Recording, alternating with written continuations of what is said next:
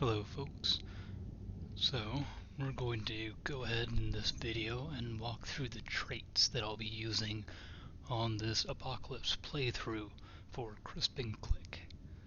So we'll go ahead and select Solo, Apocalypse, World, and for this one we'll call it Project Zomboid Broadcast.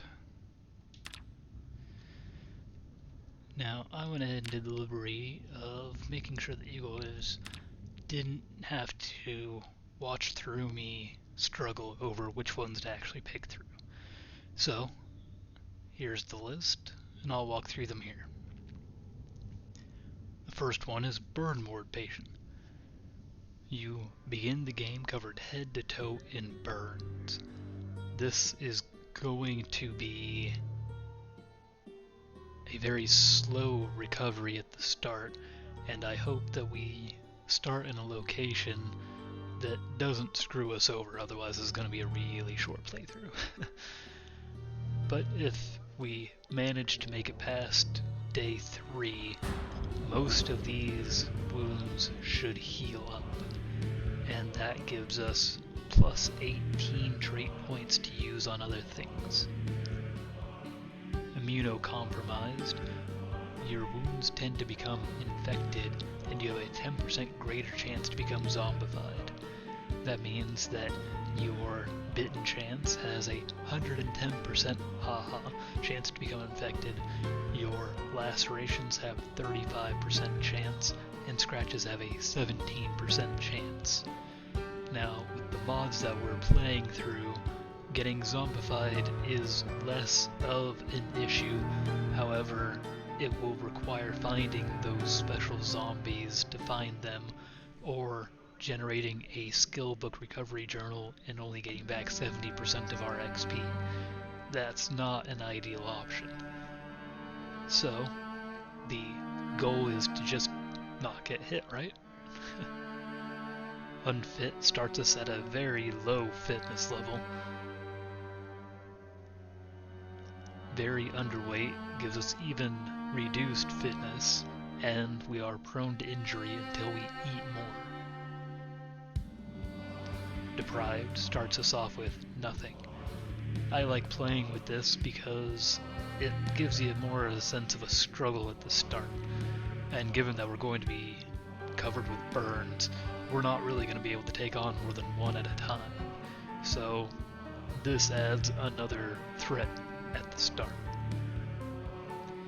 High thirst, you need more water to survive. I haven't noticed the effect of this too much. I'm generally prepared with 2 water bottles at all times, so the extra plus 6 trait points I think is worth the extra carry weight. Anemic, you bleed much more rapidly from wounds. This can be a game ender if you get a scratch on your neck, because you need to quickly bandage it within about 5 seconds or you'll just straight bleed out.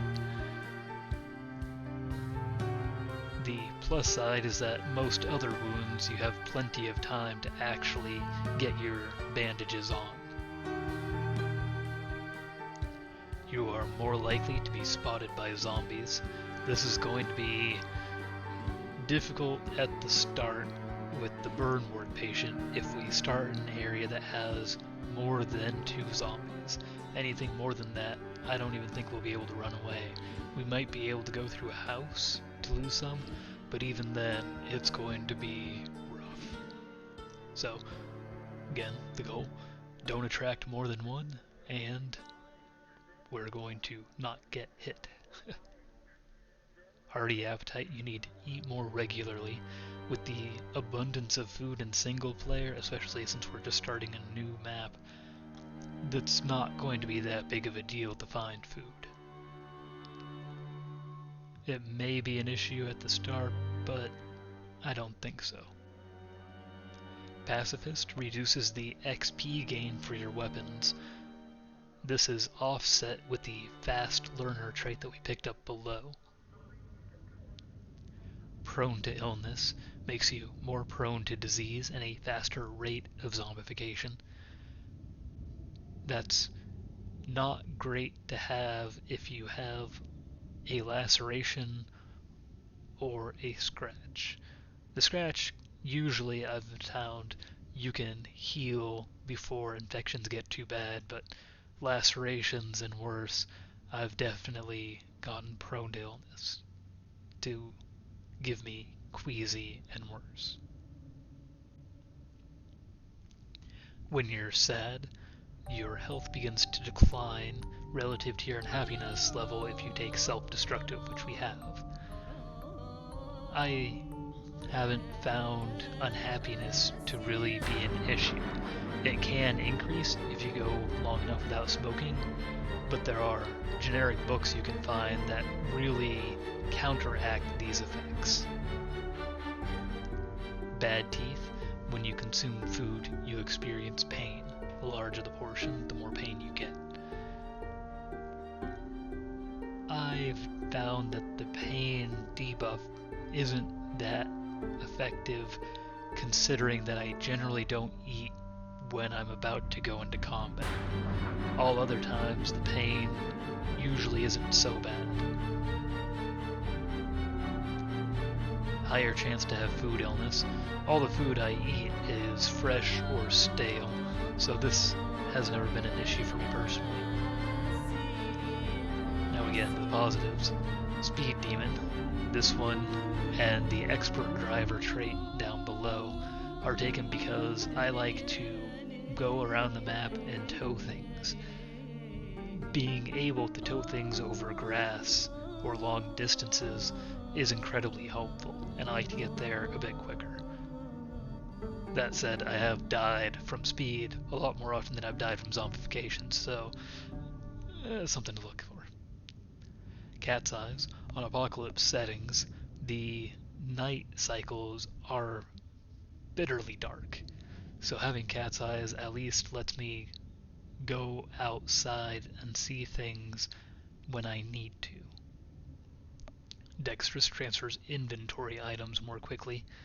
This is only useful in your main inventory, but I like having it because of the quality of life time that it provides.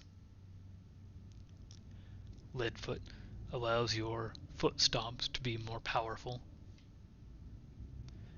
Outdoorsman, not affected by harsh weather conditions as the tooltip, but it puts your rate to be cut when walking through trees down to 1.5%, so that's really helpful to avoid getting cut and triggering the anemic poor negative trait. And it reduces your chance to get sick when you're outside and wet, which counteracts the prone to illness disease. It's super helpful for 2 points. +1 light-footed gives us a point and boosted XP gain for light-footed. I've got the same thing for nimble down here with the flexible trait. Both of these skills I think are the hardest ones to level up, so that's why I've taken them. Wakeful, your character will need less sleep. I think just because it's single player, that's a good quality of life feature to have because it gives me more time to do actions in the day.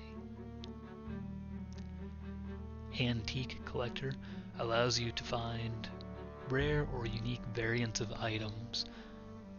I like taking this one because it provides that sense of, ooh, you found something nice and rare, as opposed to just that one time get that you get with, say, a sledgehammer or a new vehicle. With these ones, you can find, say, a backpack that has a lot of space in the back, more than a military backpack, or a maul, which is an upgraded version of a sledgehammer specifically for combat, or an obsidian knife, which is an upgraded version of a hunting knife. These are really fun to find and use in game, so that's why I use them. Graceful, you make less noise when moving.